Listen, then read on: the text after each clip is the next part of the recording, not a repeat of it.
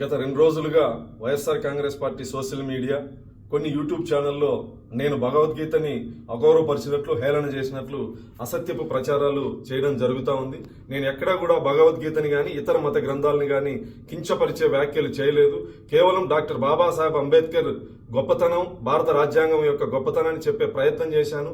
Bhagavad Gita, Quran, Bible వల్ల మా జీవన ప్రమాణాలు మెరుగుపడలేదు, కేవలం రాజ్యాంగం వల్ల దళితుల జీవితాల్లో మెరుగుపరిచాయని చెప్పి చెప్పడం జరిగింది తప్ప నేను ఎక్కడా భగవద్గీతను కించపరిచే వ్యాఖ్యలు నేను చేయలేదు. హిందూ సమాజాన్ని కించపరిచే వ్యాఖ్యలు నేను చేయలేదు.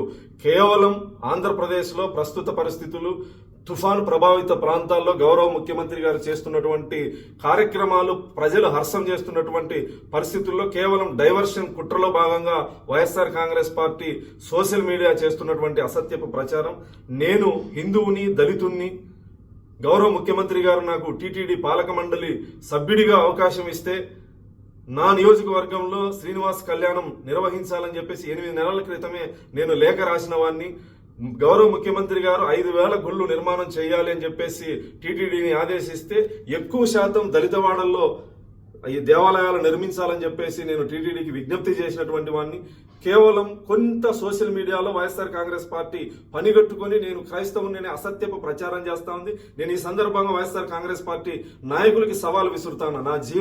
నేను పుట్టిన ఊరిని వెళ్ళి మీరు విచారించుకోండి. మా తాతల కాలం నుంచి నేను హిందువుని, వెంకటేశ్వర స్వామి మీద భక్తి ఉన్నటువంటి వాడిని.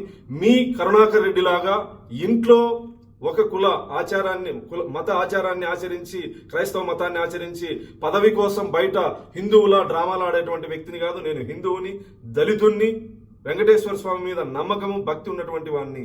దయచేసి నా హిందూ సమాజం వైఎస్ఆర్ కాంగ్రెస్ పార్టీ చేసేటువంటి కుట్రలో భాగస్వామ్యం కావద్దని చెప్పేసి ఈ సందర్భంగా విజ్ఞప్తి చేస్తూ, భగవద్గీతను నేను కించపరిచానని మీ మనోభావాలు దెబ్బతింటే నేను ఒక హిందూ సోదరుడిగా నేను మిమ్మల్ని క్షమాపణ అడుగుతాను.